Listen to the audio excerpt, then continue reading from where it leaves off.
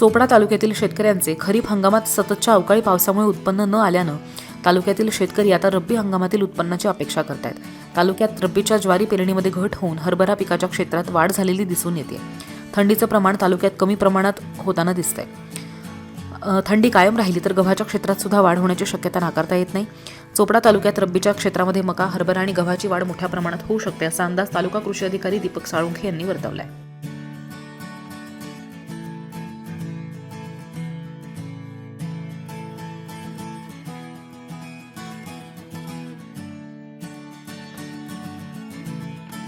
चोपडा तालुक्याचा एकंदरीत विचार करता रब्बी हंगामाचं जे एकूण पेरणीलायक क्षेत्र आहे किंवा सरासरी रब्बीचं क्षेत्र हे साधारणतः 27,500 हेक्टरपर्यंत आहे आणि एकंदरीतच खरीप पिकांची झालेली अवस्था आणि बाजारभाव या दृष्टिकोनातून आता शेतकरी रब्बी पिकांकडे आकर्षित झालेला आहे आणि किंबहुना रब्बी पिकातून एक चांगला आर्थिक फायदा येत्या हंगामात मिळेल अशा आशेने शेतकरी रब्बी पिकांकडे आकर्षित होऊन आपल्या जो चोपडा तालुक्याचा पीक पद्धती आहे त्याच्यामध्ये साधारणतः मका, हरभरा आणि गव्हाची लागवड गेल्या वर्षाच्या तुलनेत वाढण्याची शक्यता वाटते.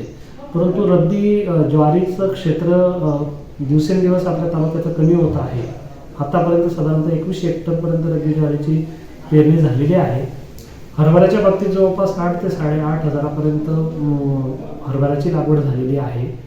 आता काही येणाऱ्या कालावधीमध्ये साधारणतः गव्हाचं क्षेत्र काही प्रमाणात वाढेल आणि जी थंडीची सुरुवात या रब्बी हंगामामध्ये झालेली आहे अशीच जर आपल्याला जानेवारी आणि 15 फेब्रुवारीपर्यंत जर वातावरण असलं तर नक्कीच आपल्याला रब्बी पिकांच्या उत्पादनात चांगली वाढ अपेक्षित जी आहे त्याप्रमाणे मिळू शकते आणि त्याबाबत सर्व शेतकरी आणि कृषी विभाग देखील मोहीम स्वरूपात एक चांगलं कार्यक्रम राबवित आहे.